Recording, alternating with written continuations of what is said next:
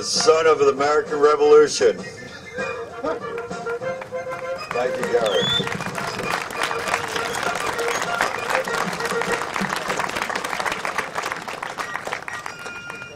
About 4:30 in the morning, alarm guns were fired and drum beats to arms. 50 or 60 of Lexington's militia started to assemble on this very green, this very day, 234 years ago today, April 19th, 1775.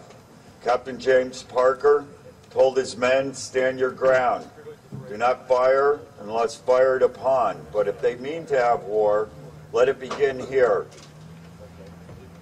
We are here today to honor these courageous Americans that stood their ground, refusing to lay down their arms in the face of 800 of the best trained military troops at the time. When the smoke cleared, eight Americans lay dead, 10 were wounded. That night before, Paul Revere, Dr. Warren, and other members of the Committees of Safety were keeping a close watch on the British troops, knowing they were getting ready to march on Concord to recapture the cannons and gunpowder that were stored there. The New Hampshire militia captured the cannons and gunpowder that were being stored there. From Fort Mary and William and Portsmouth, just 4 months before, and were hiding them in Concord. And the British wanted them back. They were desperately wanted to capture Samuel Adams and John Hancock, leaders within the Committees of Safety. If they could have captured them, they would have been murdered right on the spot or brought back to England and then executed them. The Massachusetts legislators created the committee, made up of legislators focusing on the safety, security, and defense of the state. Today's Committees of Safety are not officially part of the state legislators, but we are working with our state legislators, helping them to write state statutes to revitalize the state militia. Our founders very clearly stated in our Constitution, only one thing is necessary if we were to have a free state. What is necessary is the thing called a well-regulated militia. Thank you.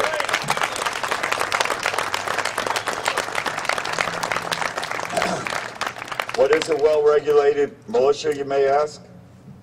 Well, it was always well organized. It was first done by colonial statutes and then later by state statutes. From 1630 to 1903, for almost 300 years, the people had a continuous colonial and then state militia. All males between 16 and 60, with a few exceptions, were part of it. The officers were elected within their towns and counties. This is what united the towns and the communities. This is what provided for the general welfare and their safety and security for a free state. This is what these brave men that stood here on Lexington Green were part of. And this is what we desperately need today if we were to remain a free people.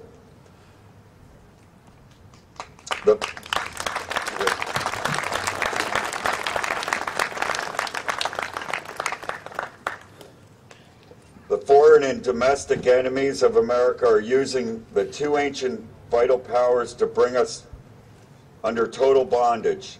It's the power of the purse and the power of the sword.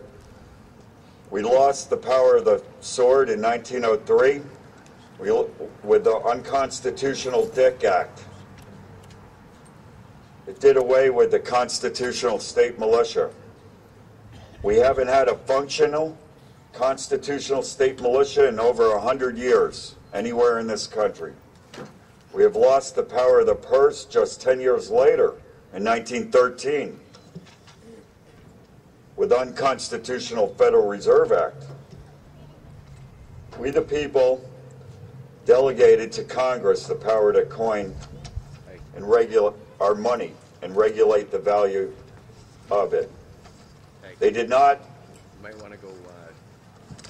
They did not have the authority to redelegate that power to a private banking cartel called the Federal Reserve Bank.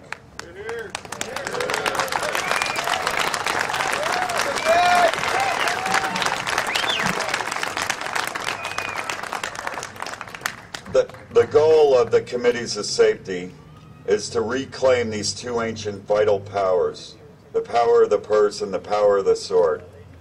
We have begun to win this battle. Not in the cesspool in Washington, but in the states, our states. The majority of the states now have awakened and have introduced sovereignty 10th Amendment resolutions.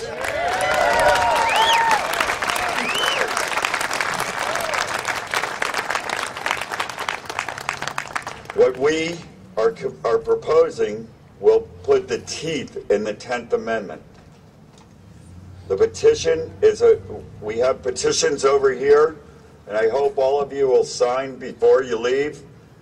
The petition is the power to get the state statutes enacted. The committees of safety are now organized with almost 1,000 active volunteers in 47 states. Our goal is to get millions of these petitions signed by Independence Day and introduce these bills into the state legislation this fall. Whichever state gets the most volunteers and petitions signed will be the state to get the help of the constitutional scholar and attorney Dr. Edwin Vieira to help write these statutes. We have other constitutional attorneys that will help us write these statutes. We have a very narrow window of opportunity to act. If we stay united and focused on these two vital issues, we will prevail. We will defeat these foreign and domestic enemies of America that plan to bring us into bondage. We will reclaim these two ancient vital powers, the power of the purse and the power of the sword. By the grace of God, we will win.